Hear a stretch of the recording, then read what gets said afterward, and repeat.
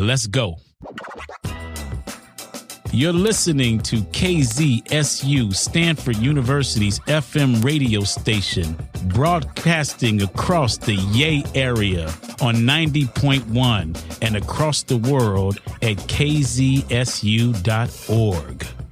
Welcome to Brands, Beats, and Bytes, hosted by Daryl D.C. Cobbin and Larry Taman. Brands, Beats, and Bytes stands at the intersection of brand, tech, and culture. We bring you interesting people and insightful points of view on what's popping and not popping in marketing, tech, culture, and beyond. DC and Larry are fascinated with the stories and people behind some of the best marketing in the business. No matter how dope your product, if your marketing sucks, your company may suck too. They both serve as managing partners at marketing consultancy, Brand Positioning Doctors, where they help companies large and small, tech and non-tech, build better marketers so they can build great brands. So thanks for joining us. We are super excited about our show today. Today's guest is adept at what we say is living at the intersection of brand, tech, and culture, and with a heavy dose of culture. DC, can you tell us more about our guest today? No doubt, LT. So before I get into the credentials of Mr. Rob Stone here on the line, I've got to acknowledge to all of the listeners out there that I'm biased, because Rob is one of my boys. He's one of my most important boys. We have had numerous conversations about things having to do with business and things having to do with personal.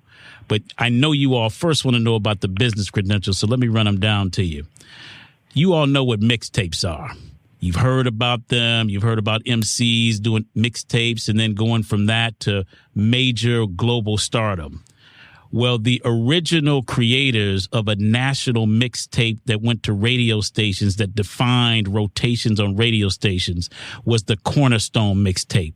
And that was done by Rob at a company he founded called Cornerstone. He then, with his partner John Cohen, launched the magazine FADAR.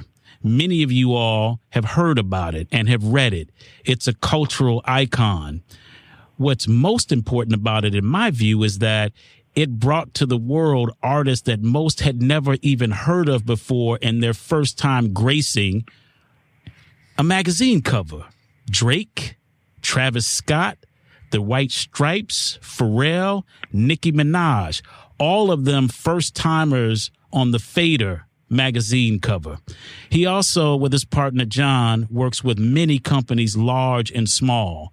So LT, when you said culture, this is a man that understands culture at its best and business and commerce at its best. So my man, Rob Stone, welcome to Brand Bytes.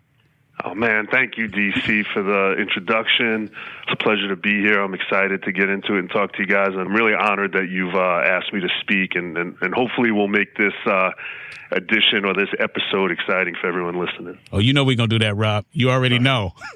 For sure, Rob. Yo, man, so let me just ask this, because we talked about these iconic artists were the first to grace any magazine cover on FADAR. And when I think of you, Rob, three words come to mind. One is relationships. You're one of the best at forging relationships authentically. The second is anticipation. You have an ability to see things that are coming before others do and move on them. And the third is chutzpah. Like you do stuff that maybe you're not supposed to be doing, but then you work it out on the way.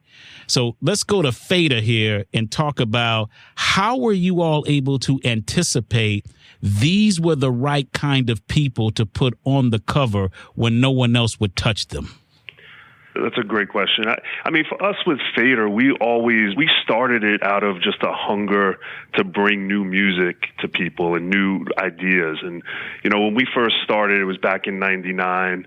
We didn't really know what we were doing. Initially, it was going to help us just kind of promote our DJ network and really, you know, create a community of people that were excited about music.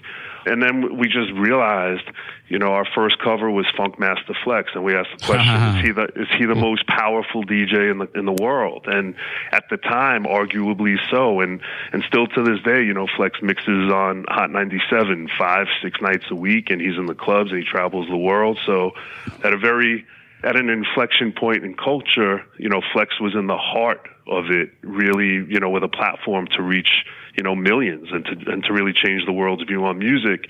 But I think we really knew we had something with our second cover where, we were doing something different. We weren't looking at it like this is a hip-hop magazine or this is a rock magazine. We just wanted to cover things that were great and artists that stood out. And our second cover we made was a cover with Run from Run DMC, DJ Premier from Gangstar, and Zach from Rage Against the Machine. And it just kind of represented what was coming. It was kind of a look into the future of all these music genres kind of coming together and being inclusive. And, we were off to the races from there. Now, I'm smiling, Rob, because I remember the conversation that we had, and this may not be a direct quote. It's more like a paraphrase, but you said to me that if you and John knew everything that was required to launch a media company, first starting with the magazine as the FADAR asset that the world would see, if you knew everything that went into creating that, perhaps you all wouldn't have done it. And the fact that you all didn't know allowed you to be bold in areas where perhaps you wouldn't have been had someone broken down to you guys. These are all the steps you got to take to launch something like this.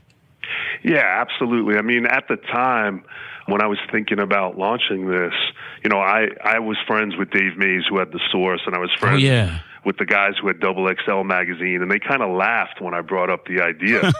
Like, you don't have the experience, but yeah, that's a big advantage in the early days. And I think back when I was in college, I created a calendar, and which was never existed before. And I'm like, what if I go out and I sell advertising space on this calendar that we're going to distribute to every college dorm for pizza shops, for car rentals, for food places, for bars, for drink specials, and we include the schedule for the colleges. And like, looking back at that, I was selling something that didn't exist, but we pulled it off.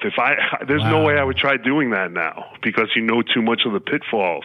So I think that was a big part of why launching the FADAR made sense, because you have to have some level of irrational behavior to you, because otherwise you start, the pitfalls. You just got to see what your vision is and not let everything that is problematic get in the way. It's being young and confident, Rob. That's what it sounds like to me. Really cool. Hey, so Rob, we're going to segue forward now. So one question that we drill into here on Brand Bites is that there's a lot of reports out there about the average tenure of CMOs. The bottom line is that they don't last too long. And we know for high growth companies, especially, that the average tenure is actually only 18 months. Okay, which is pretty, trippy when you think about it, right? It is. So when you work with CMOs all the time. You work directly with them. What's your point of view of that statistic? I mean, I think we look at it, it's interesting because one of our clients now we're dealing with, he's had a great run, but because the company is relocating, he's not going to move with them, and he's the current CMO. Okay. So yeah, those things happen all the time. We kind of, I think we've had the advantage as an agency of being so close and connected to culture and to the artists. So, when artists are coming in here, which they do constantly, we probably have 3 to 5 artists in a range from, a Little Tracy that you guys may not have heard of yet, to DJ Khaled coming up here to play music and be a part of what FADAR's about. We get these glimpses into what's going on in real time. When Pharrell Williams, who's traveling to Tokyo and traveling all over the world, comes in here and has a meeting, that's a huge advantage for us to understand his POV on how things are going. Without question. Yeah, so we're able to bring that to our, corporate relationships. When we sit down at the table, we're not talking about big data and what studies are showing. We're talking about, hey, I was just backstage at a Pharrell concert at a NERD show, and the 30 kids that he had back there were bringing him sketches and drawings, and we're seeing the world a little differently. So I think for us, when we're dealing with the CMO, we're looking at things, and then this is something we've done with DC when he was at Boost and at Sprite, is the consistency of message. And, not dipping your toe in the water as a brand, but really you have to believe in something and you have to dive in and go all in for it. And that's what we always try to convince, the CMOs we're working with. In the one in particular case I'm talking about where they're relocating, the CMO is leaving, but the program we set up is a platform, and that platform is going to live on past his tenure, which, is something we try to achieve. We always look at it like, can this thing live on past the people that are there? Interesting. Well, in some instances, that's really cool that you brought up this specific instance that's happening now. Have you ever had a situation where you've got a new CMO come in and everything changes and programs blow up, or you have to resell it in, something like that? I would think with these kind of changes, that kind of thing, I would imagine happens, right, Rob? It does. It happens all the time, but we've been really successful as an agency. DC said it earlier about relationships. John and I are people, we came from, the early 90s music industry, and it's all about relationships. And we were taught at a very young age in the industry that it's not how great your record is sometimes. It's, can you get to the decision maker, and can you, exercise that relationship so that when you need the edge against someone else, he'll give it to you. And I think we've insightful. We've taught that to our staff. So when CMOs or VPs or senior directors leave, it's usually not like a one door in to a company. We're usually like entrenched in that business. And we have something we always say up here. We feel that we care as much about the projects we're working on as the companies we're working for. And that's, I think, rare for an agency. That it is. For sure. The Music Maker Relief Foundation works to preserve the revered musical traditions of the American South, ensuring that musicians' voices will not be silenced by poverty or time. Music Maker brings live performances to underserved populations, guides artists in professional development, and assists with booking and tour management, and provides monthly stipends for food, shelter, and medical care when needed. You can help by volunteering your time or donating. For more info, visit musicmaker.org. Thank you, Charlotte. Rob, I want to pick up this point that you were just making about sort of being in the culture and with those who create the culture. There was a follow-up to LT's question. So there's something that tweaks me a little bit, not about you, but about this industry in which we matriculate. One of them is they're called trend spotters. You've heard of this, Rob, and you too, Larry. Mm-hmm. And see, these are people who they fashion themselves as, we can spot what is coming. And then you got another group of folks, and they have full companies on this now. You know this, Rob, where they say, we can help you generate buzz, like social media buzz. Now, I think all of that is BS. And so I believe that when you are, in fact, in the culture, of the culture, and are creating and being creative with and for the culture, this is what gives you staying power no matter what CMO comes in and out. Rob, how do you and John and your team help folks get that about the difference between Cornerstone Agency and others? Yeah, again, I think it really is the connectivity to culture. And, when I look at my staff, like when we hire people, we're hiring people that we feel understand the culture first and foremost. And I really do think it goes back to the music business and getting into that. There was a passion that you understand. I was fortunate in my career to work very closely with, Sean Combs, with Puffy, a.k.a. Yes. Diddy, yeah. and what he built. And, to see that passion and to see how much he cared about the culture, not just back in the early 90s, but even still today, and the evolution of what, he's done, that has a lot to do with how we approach what we do. And I had the best of both worlds. I got to work with Clive Davis, who had Arista Records. So yes. here's legend. Yeah, legend of the music industry, who graduated from Harvard as with legal background, and he did a deal with Puffy, and here I am learning from both of them, both sides of the coin at the same time. At the wow, same time. That's awesome. Yeah. So, yeah, when we look at it, and that's kind of what our business, is here. Like, with FADAR, we get to, very clean white space to do whatever content we want as a platform that's important to us. And then, it pushes us and really motivates us when we sit down on the corporate side of the agency. Those are skills, and that's an understanding of culture that you just can't teach. Yeah, no question. All right, we're going to segue here into an area we call 5 questions. So I'll hit you with a question, and then Larry will hit you with a question, and I'm up first. So the question is this, Rob, what was your first branding experience that blew your mind? Almost like what was your first love? What was that for you?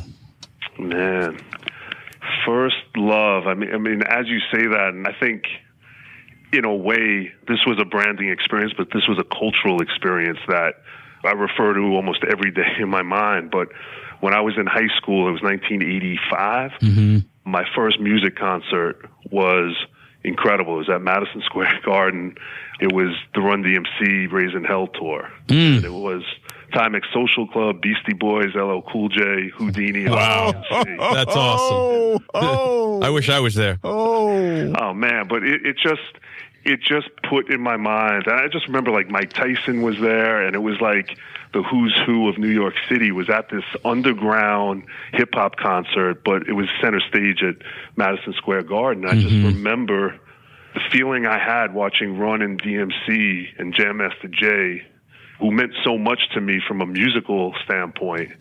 And then being able to see what they did, even when, D held up his sneaker and they were doing the song My Adidas. And That's awesome. It was such a forward view into what was going to happen in culture, because Adidas wasn't paying Run DMC for that. That's just something, the shell toe was part of culture at the point. It was part of hip hop, and they made totally authentic.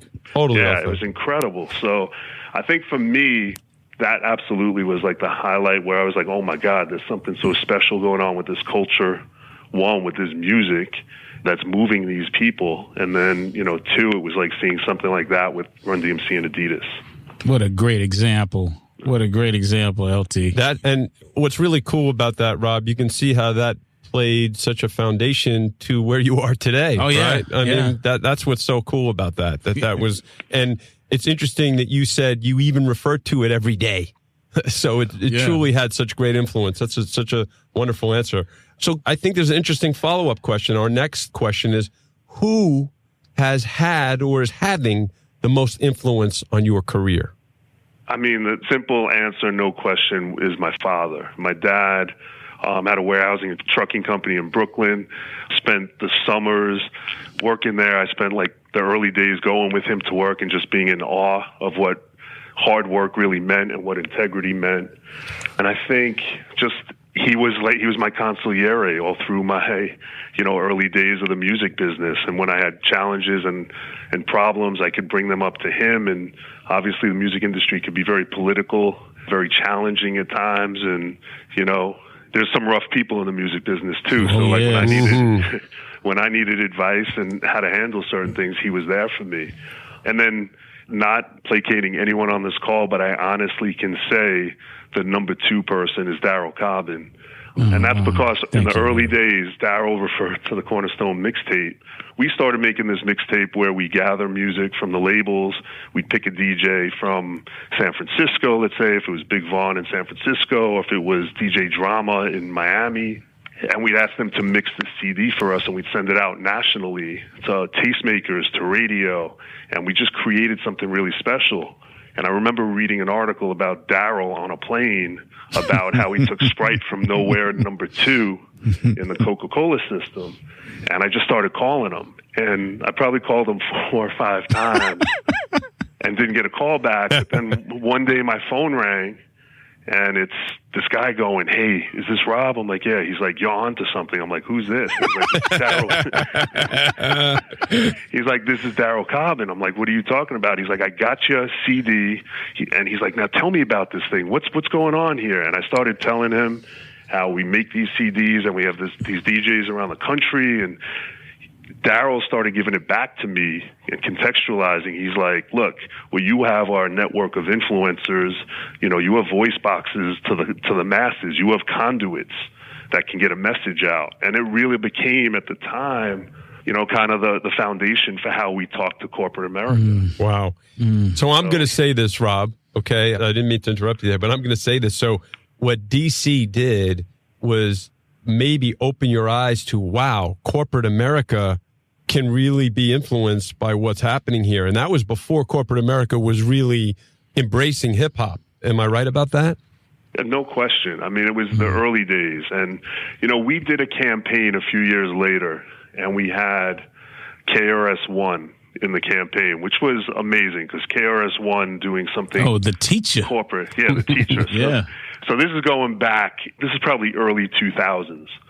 I remember we did a press conference and we had Just Blaze, we had KRS-One, we had Nas at this press conference talking to them about, the project. And one of the writers asked KRS-One, he said, "Can you please tell me what you think of the corporatization of hip hop?" Mm-hmm. Wow.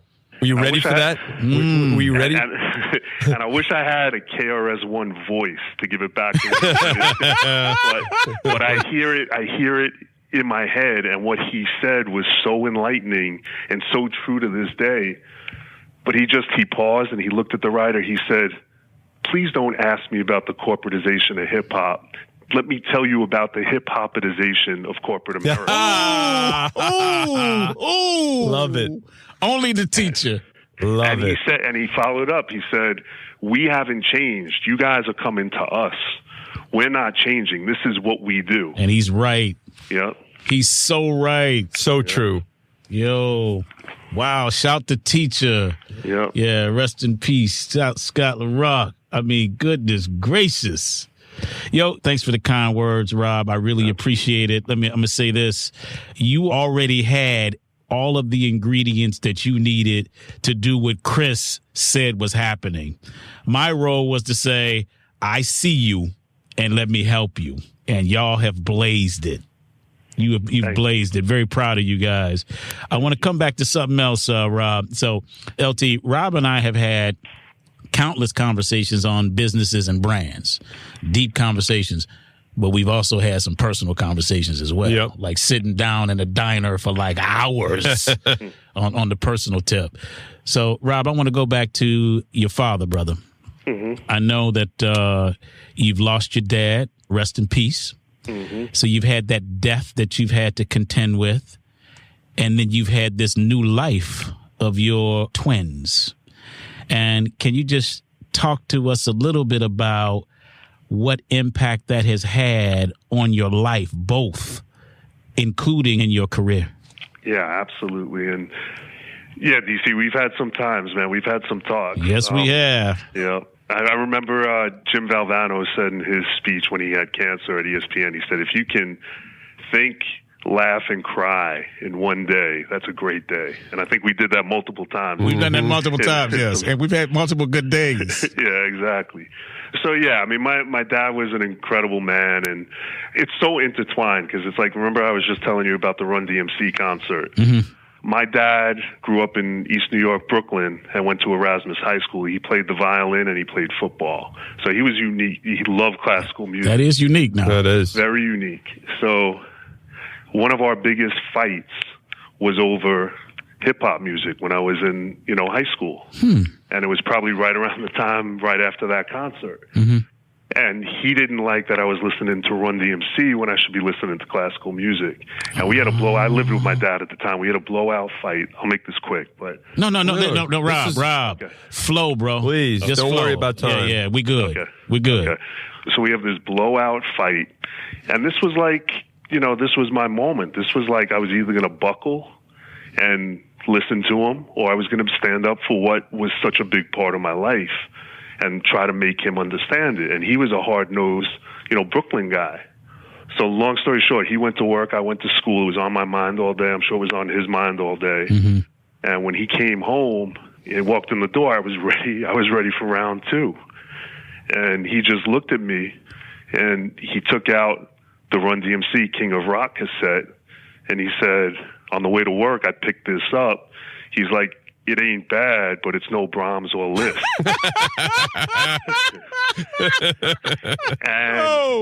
And I'm like, how did that happen? He's like, if you cared so much about it, he's like, I had to listen to it and see what it is. And he's like, it's pretty good.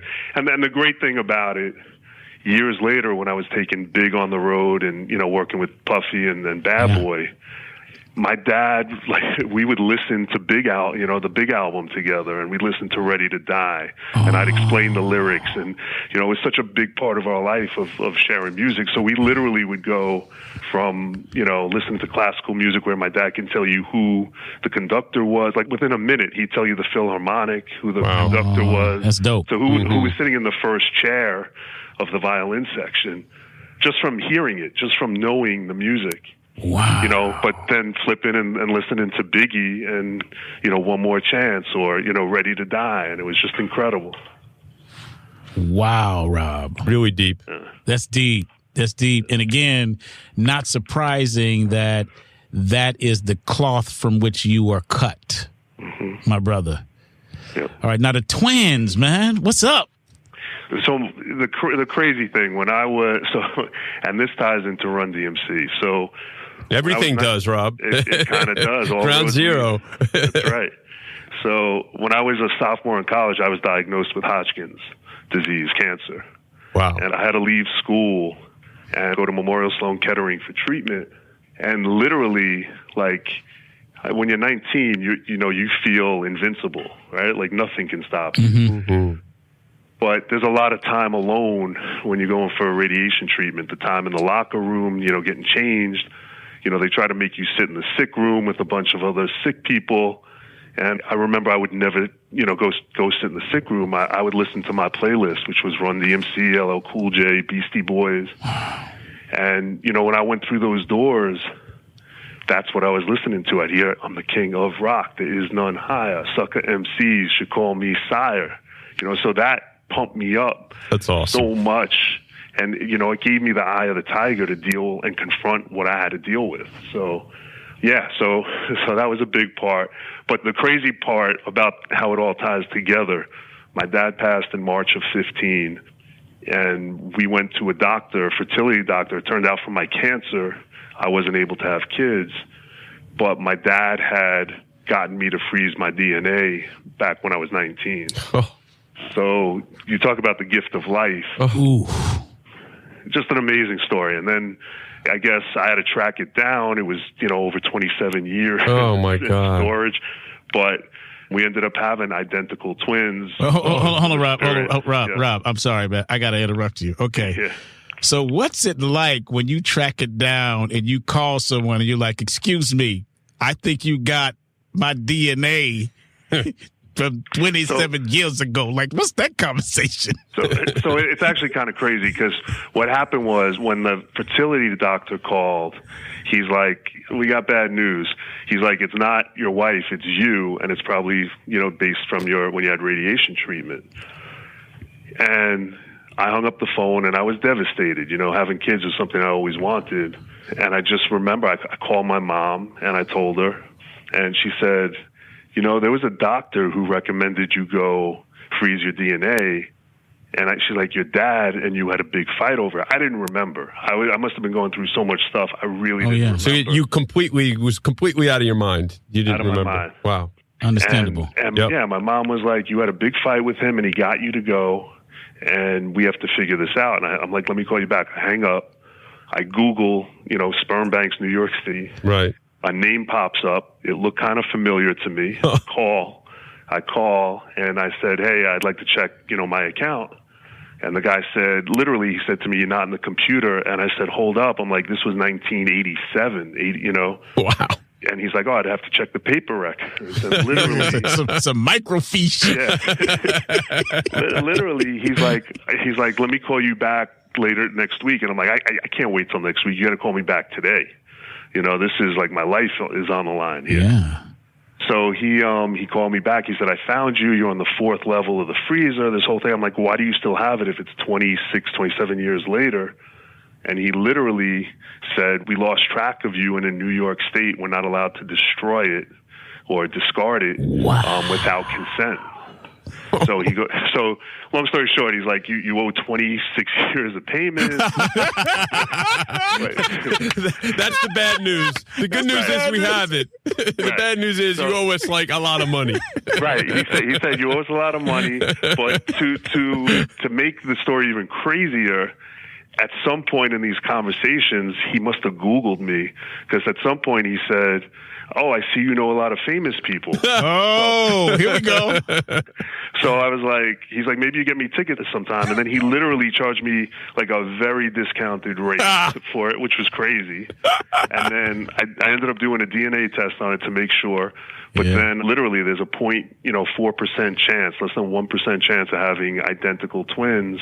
And that's what ended up happening. I guess the punchline, I mean, the beautiful part of the story is obviously I had identical twin boys. My dad was an identical twin. Wow. But the punchline to the whole thing is my best friend's wife sent an article to me about the Guinness Book of World Record, which was the longest frozen DNA used in successful IVF. It's like 26 years. And now my wife and myself and my boys are in the book. That's a great place to be in the Guinness Book of World Records. That's right. And you can amazing. Google it. Just Google longest frozen. That's amazing. And you're going to come up. That's it. 27 years. Wow. 27 years, 195 days. Wow. And what's your boys' names, Rob? Charlie, after my dad, and Jet, J-E-T-T. And I'm sure you guys didn't expect to talk about, this No, stuff. we love this. Listen, our shows go where they go, man. That's right. So we're good. I got a couple of takeaways on this, and then go ahead, Rob. Go ahead, bro. Can we just say the fish swim where they swim? Oh, you know what?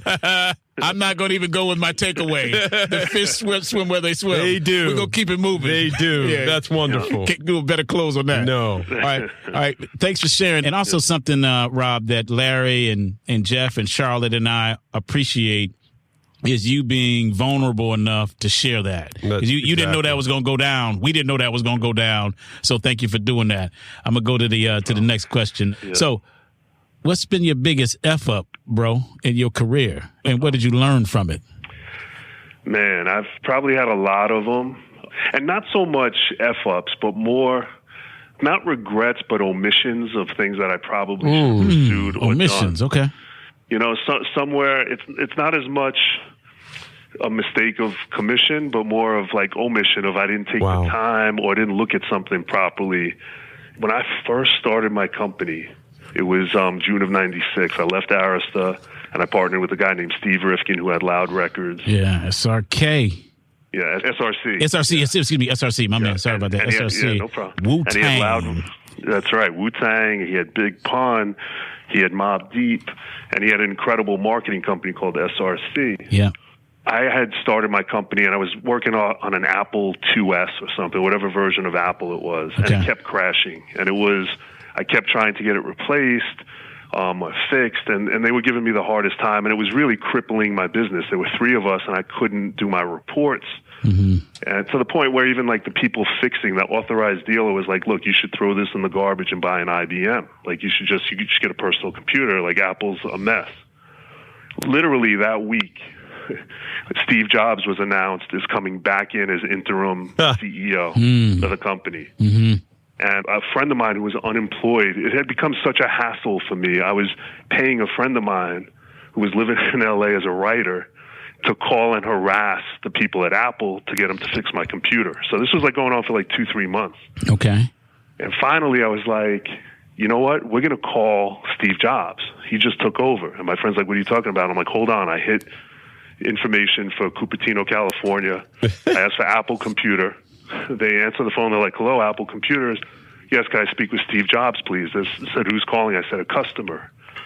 They said, hold, please. They put me through the executive offices. Mm-hmm. I'm like, yes, can I speak with Steve Jobs? Who's calling? Rob Stone for Steve Jobs. They're like, hold, please. Hello, Andrea in Steve Jobs' office. Long story short, I got through to his assistant. Mm-hmm. I started telling her everything wrong with my computer, and she was taking notes. And literally, she's like, Rob, let me get back to you. I'm like, is this for real? She's like, yeah. She's like, can you write a letter and fax it to us? It wasn't even email us then. It was, can you fax me a letter, which I still have the letter, DC. You still got the letter? That's great. Still got the letter. And literally, within a day, she calls me back. She said, Scott Carlson from Chicago, he's going to call you. He's going to replace and upgrade your computer. We're so sorry for the trouble. I'm like, how did this all happen? I've been dealing with you guys for months and nothing happened. She said, actually, Steve read your letter in the marketing meeting and said, this is exactly what's wrong with the company. Whoa. And my regret is that I probably could have gotten on a plane and gotten Andrea to get me in his office somehow, and I never did that. Wow. So. And what did you learn from that, my brother? Oh, talk to the man. Yes.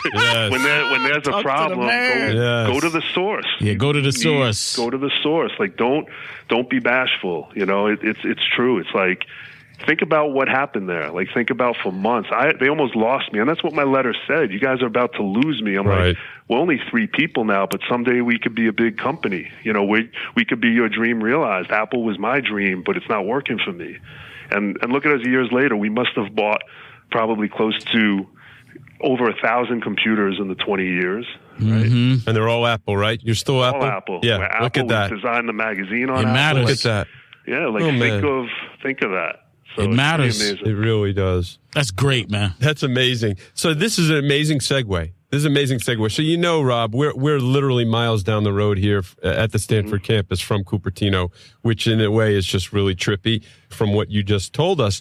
But also my next question is about technology and really, thinking about how technology has completely upended, music and entertainment, right? So how has technology affected your business?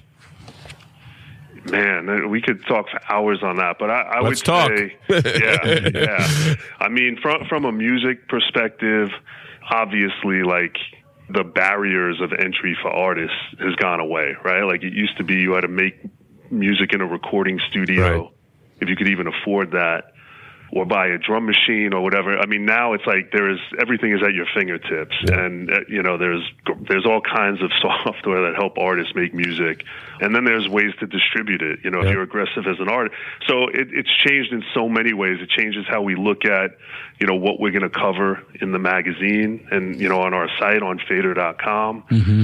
The pace of everything. I remember a few years back, Chris Rock was hosting one of the music shows. And he said, music, here today, gone today. and that's really happened. And it's, it's an amazing thing. I remember in the early days when I was working with Bad Boy, hip hop artists would come out with a record once every couple of years. Mm-hmm. And it was really big that kind of changed that, where he started guesting on people's records. And he would drop 16 bars on this one's record or that one's record, and then he put out a record with him and Junior Mafia. Mm-hmm. And then all of a sudden albums cycles shortened to like every year, and now it's ubiquitous. Artists are just putting out records all the time. Drop all the time, yeah. So I think that's changed for brands. Like these big brand launches, like you have to have a consistent conversation with your consumers now. It's 24/7. It doesn't go away. No doubt.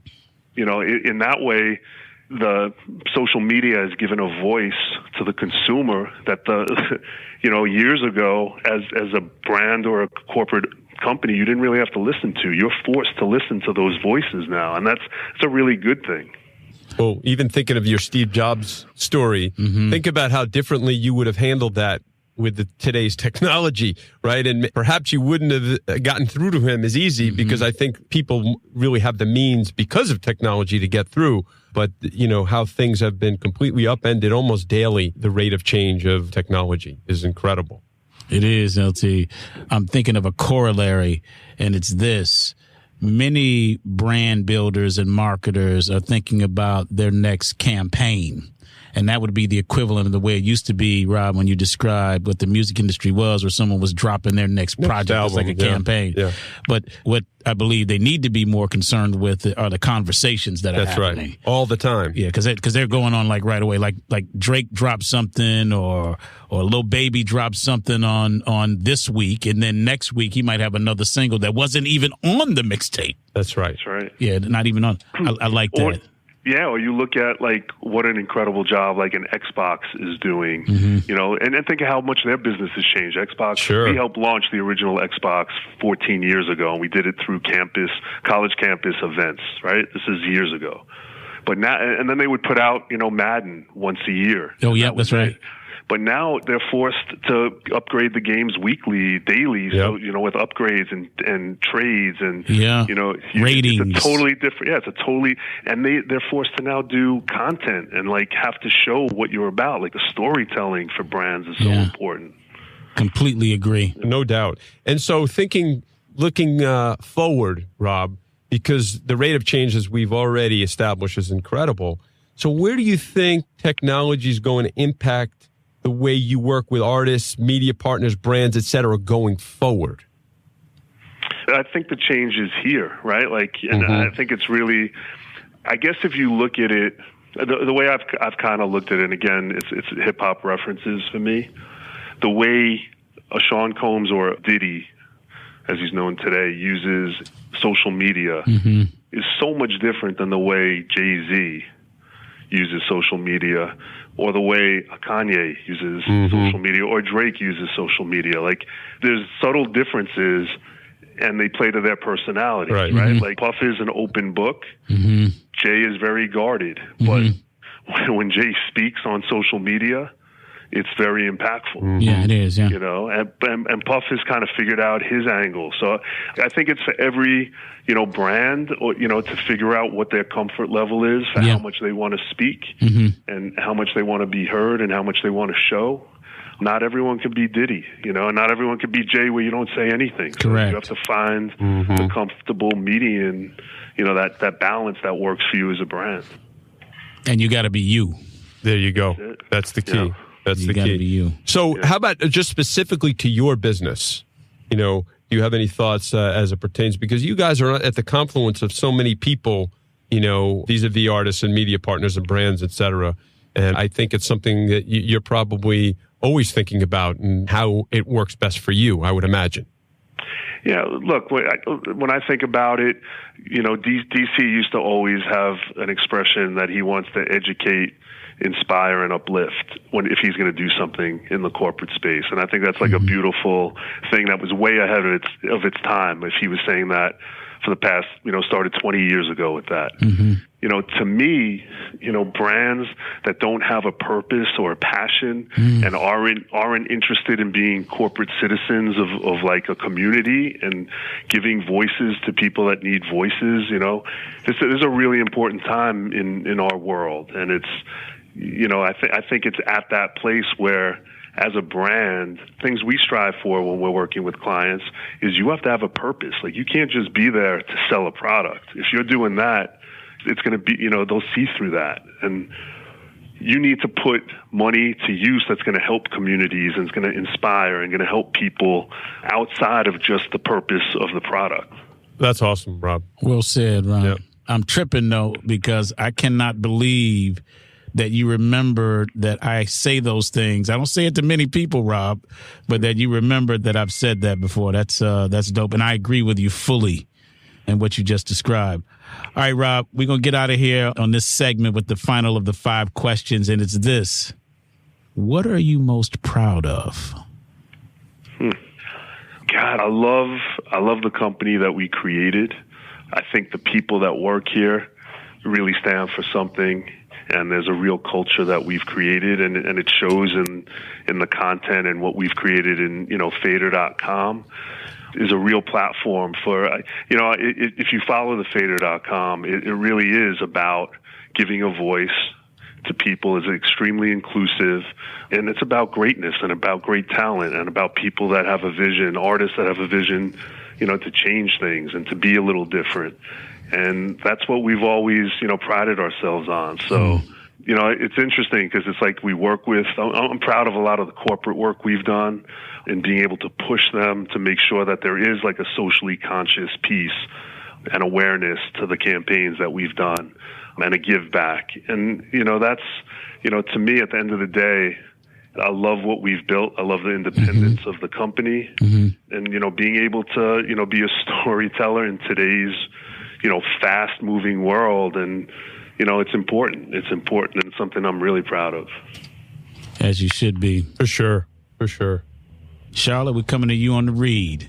The Stanford Archive of Recorded Sound is a wonderful resource for those interested in classical music and jazz.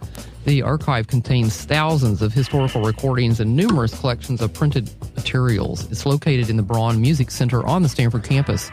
To learn how you can take advantage of all the archive offers, visit it on the web at lib.stanford.edu/ARS for Archive of Recorded Sound.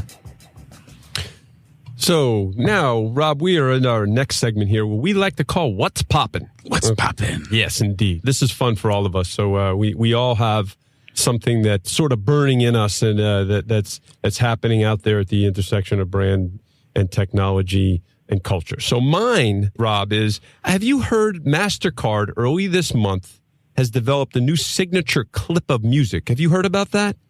I have, actually, but I'd like to hear you talk about it. Okay. This is good, because I think this is great fodder for conversation for the three of us here. Yeah.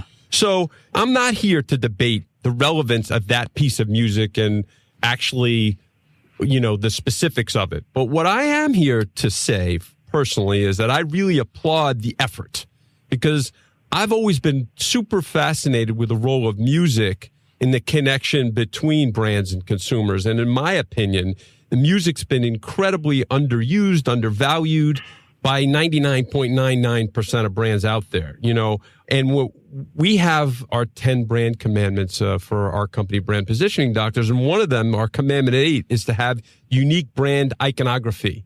And, most brands don't have music at all. And those that do, think of ESPN, right? ESPN brand resonates with me, da-da-dum, da-da-dum. Everybody knows that music. They even use it on their updates on your phone, right? Yeah. You hear that music, right?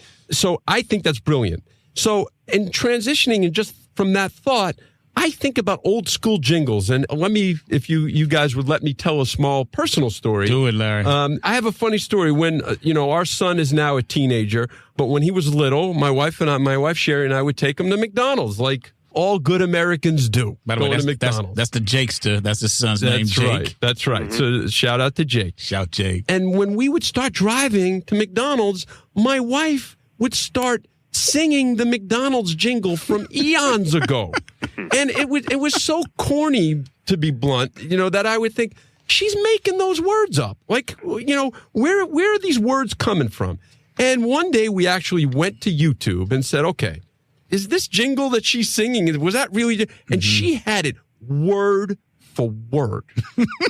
Scary, okay? All right. So my point here is that people remember music. They remember these jingles. It stays with you for a long, long time.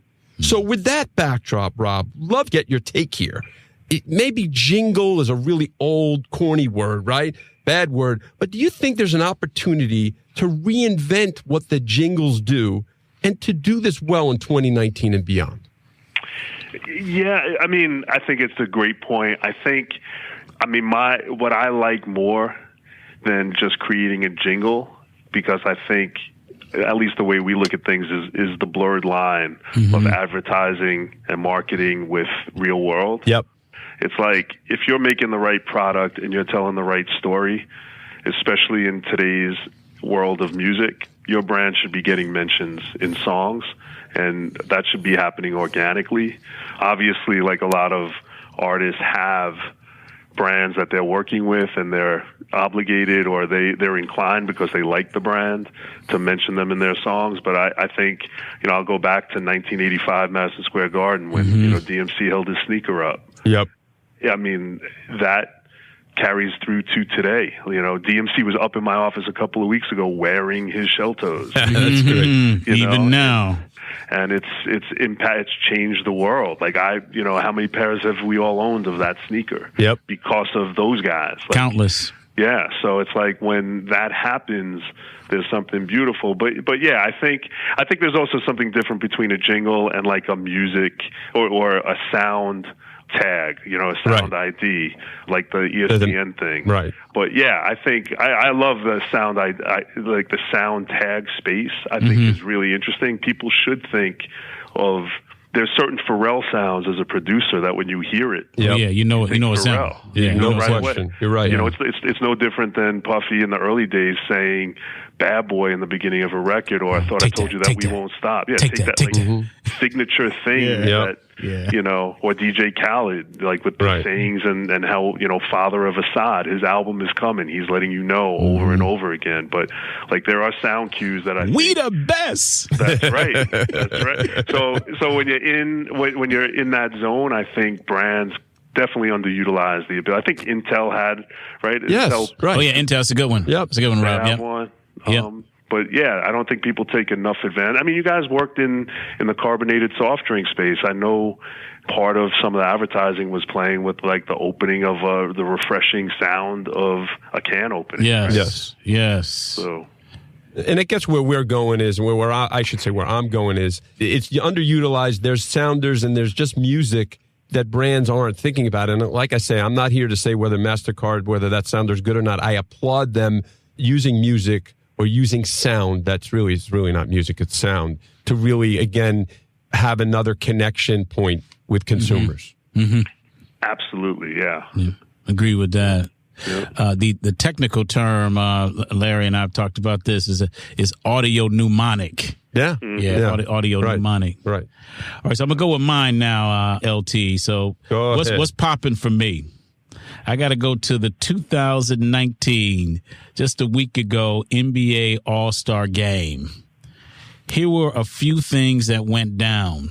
The game started with Anthony Hamilton doing a rendition of the Star Spangled Banner that was electrifying. Mm-hmm. In fact, I'd put that on par with Marvin Gaye's rendition. Marvin Gaye's is the gold standard, the platinum standard, right? But Anthony Hamilton, he blessed it. Mm-hmm. He blessed it. Mm-hmm. And then before he kicked off the game, as they were introducing the players, you had Meek. So you had Meek Mills as a part of introducing the players. And then for halftime, you had J. Cole. So for those just taking a casual look at it, they go, that's interesting. They've got this black dude, Anthony Hamilton, another black dude, Meek Mill, and another black dude, J. Cole. But when I think about the thought that went into the selection of each, Anthony Hamilton from North Carolina, known as one of the most soulful singers of our generation, Meek Mills. This dude is now taking on social activism, specifically through criminal justice reform. He's there. And then you got J. Cole, who's also from North Carolina, who is one of the more thoughtful MCs right now in the game. So the story of each of those individuals intertwined with the NBA All-Star Game, I thought was a phenomenal example of building a brand and storytelling, and all of it music-based. So, Rob, I just wanted to get your view and reaction to NBA All-Star Game entertainment. Yeah, I mean, for me, it is, because it's a culmination. It's more of what you're describing. It's more than just the game, right? This is more than the game, yeah. This is a cultural pool of inclusivity, bringing people together. Mm-hmm. And I think what the NBA has probably done, and there's probably only one other league, MLS, and disclosure, we work with MLS, but thank you. I mean, as far as inclusivity and really being in touch with the culture, NBA has done a great job, doing that and listening to the players and understanding, the cultural impact that these decisions have. I think, Adam Silver's done an incredible job of managing that and working and letting the players feel a part and be a part of what's going on and how the brand, has grown and changed over time. Agree with that, Rob. And I'm going to shout Kelly Flato, who heads events at the NBA. Very advanced, I think, marketer and brander, and one of the best in the game. But you're saying it's strategic and purposeful. Really, that's really the bottom line. Yeah, and the NBA uses every opportunity they can to be strategic and purposeful. They do indeed. And that's cool. Yeah, and I think the word honesty has to be yes. there. Like, I think there probably is office meetings where they're talking about we need to be strategic. But I think the bigger thing that I've seen with Adam Silver, because I've seen him at the Rucker, I've seen him, being a part of what's really going on with the players. I've seen him, talking to the players and asking their opinions. Mm-hmm.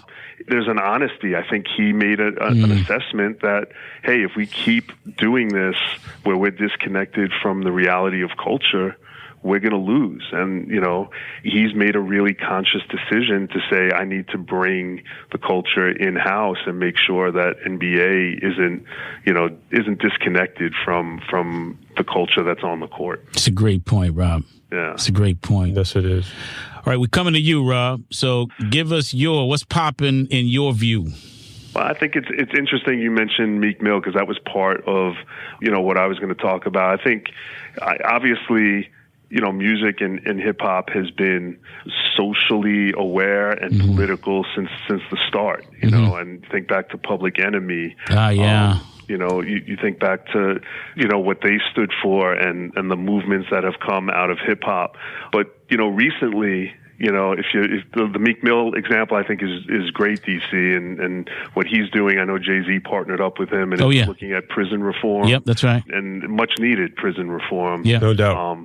So it's very interesting to see that this can come from the place it comes from. But the thing to me that's really been shocking is the 21 Savage situation. Oh yeah, Ice, yeah. And if John Caramanica did a great interview with him in the New York Times, but 21 Savage went on Fallon and performed his song a lot, and he had changed one of the verses to talk about separation at the border. Mm-hmm. And that was the end of January. Mm-hmm. Mm-hmm. For those that don't know, 21 Savage was raised in Atlanta, and unbeknownst to anyone, he's from the UK. He's from, Britain, I believe, and was living here past his visa. But they picked him up. ICE picked him up on February 3rd and detained him for 10 days. And now it's going to be a very interesting situation to see how this plays out and, what happens with his situation. But I think it is very important that, people, again, I think it's what FADAR does. We give people a voice that may not have a voice. And I think music has done that in a very strong way to bring people together and bring awareness to some of these injustices that are happening, in all regards. Hear, hear. Nice. Yeah. Nice. The scuttlebutt was they were looking for Lil Nudie, and they just so happened that Savage was there. I'm like, nah. All right, Rob, we're coming to the close right now, brother, and Larry and I are going to share some things that we have learned from our discussion, and we've learned a lot. So, LT, you want to hit it first? You want me to hit it first? I'm happy to hit it first. All right, my man, go ahead. So, Rob, there's so many great learnings, but one of the things that I'm going to go to your start is be bold. You and your partner, John, right? You guys, you basically professed we didn't know what we didn't know, and we just were bold, and you figured it out, right? And without being bold and confident to start out, none of this happens. So that's, to me, huge learning. Be bold. Absolutely. I should have gone first, man. You took mine. Oh, sorry. So I'm with you, Larry. We're on the same tip. What I wrote down were your exact words, Rob. Your exact words were, "Don't be bashful." And the other words that you said were, "Use your voice." And I'm going to track through the examples. You were a college kid and you did the calendar. Your father didn't like the fact that you were starting to cozy up to hip hop. He wanted you on the classical music tip, and you stood your ground.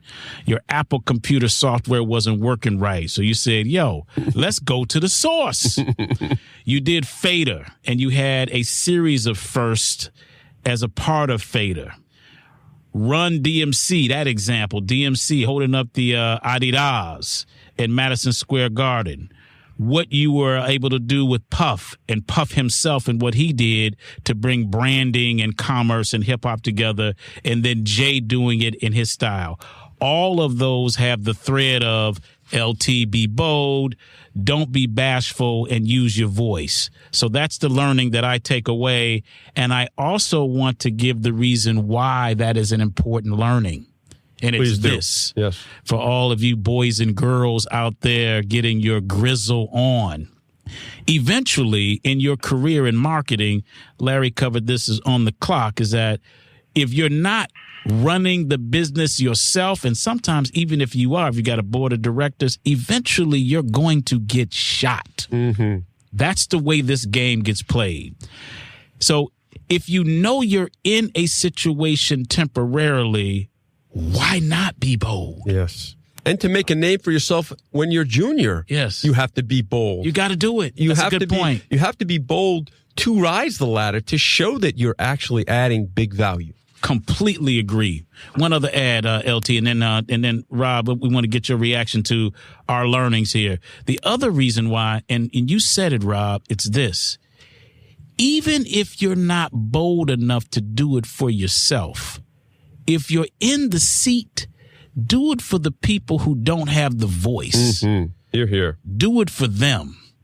So that's what we took away from you, Rob. Man, you guys summed up what took me 2 hours to say.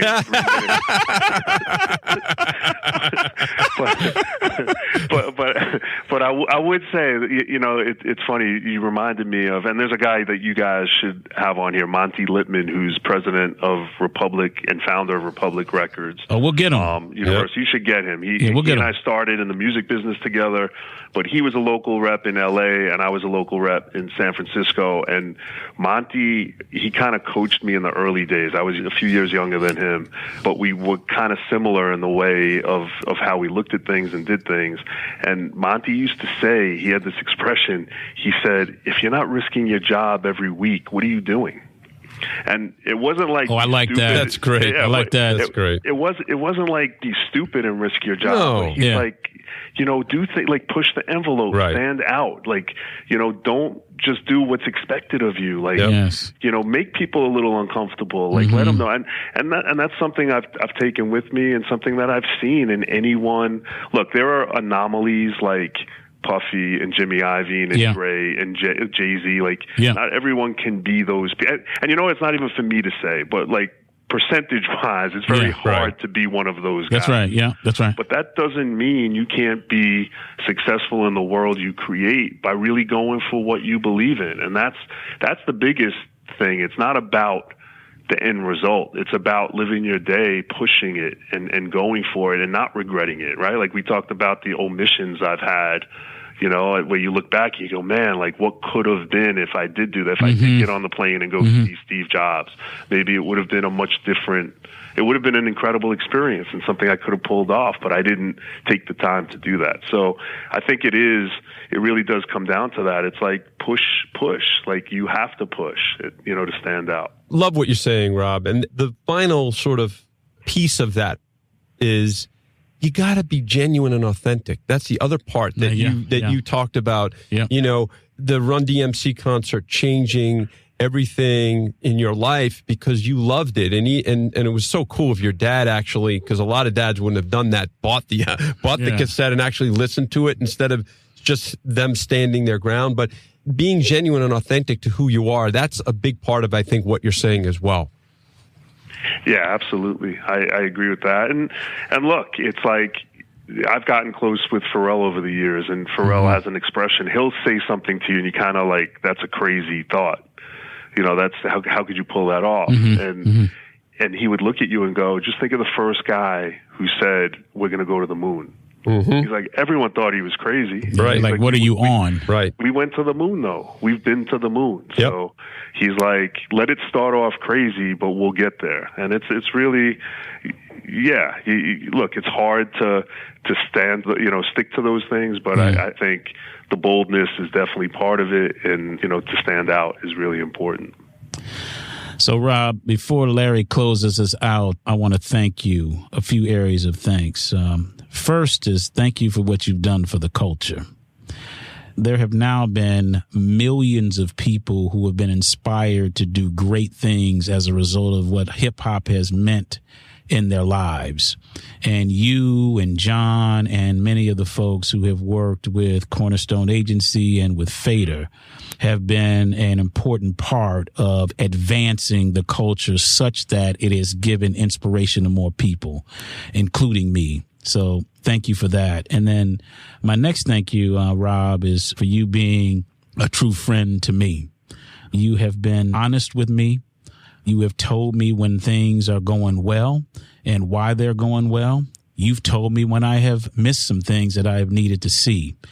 And I want to go back to what I said is one of the three things I believe that makes you a unique person, and it's about relationships.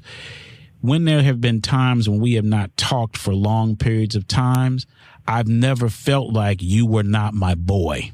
And it's because of the foundation that you and I set together in our relationship. And I really, really appreciate that, Rob. So thank you, brother. Oh, man. Thank you, DC. And it's a two-way street. I mean, you've always been, honest and straight with me. And that means a lot in this world. And you're right. And it's like, and you learn that as you get older. We all get pulled in different directions. Yeah. But time is a weird thing because, you and I might not talk for a while. We get on the phone and it's right back to that diner. Right back to that diner. And that's special. That doesn't happen often. That's awesome. I'm almost sorry we have to close the show. I know, man. Right? This has been so much fun. I know. Rob, we can't thank you enough, but it is that time. So I would say this, one thing to add, that please, if you'd have me back, I will get on a plane next time. I would love to do it in Stanford. Oh, done. At KZSU. So done. Yeah, we'd love what you guys are doing. Let's do it. And, then you get to meet Charlotte. That's right. That's right. That's right. So we really thank you, Rob. This has been great. And for those of you out there, thanks for listening to Brand Bites, recorded on the farm at Stanford University Studios in Palo Alto, California, and a production of KZSU Radio. Today, the recording engineer is the famous Charlotte Thornton, chief engineer Mark Lawrence, the executive producers of Jeff Shirley, DC, Larry Taman, and Tom Dioro. We hope you enjoyed our show, and we really look forward to next time, where we hope to have more insightful and enlightening talk about marketing with another great marketing leader as our guest. Thanks again. If you wish to contact us, our email is brandsbeatsbites@kzsu.stanford.edu. Again, that is brands, BRANDS, beats, BEATS, bites, BY as in yellow, TES @kzsu.stanford.edu. And without hesitation, don't forget to freeze your fish at age 19, even if you can't pay the bill. Charlotte! I love it. Charlotte! Absolutely. Charlotte!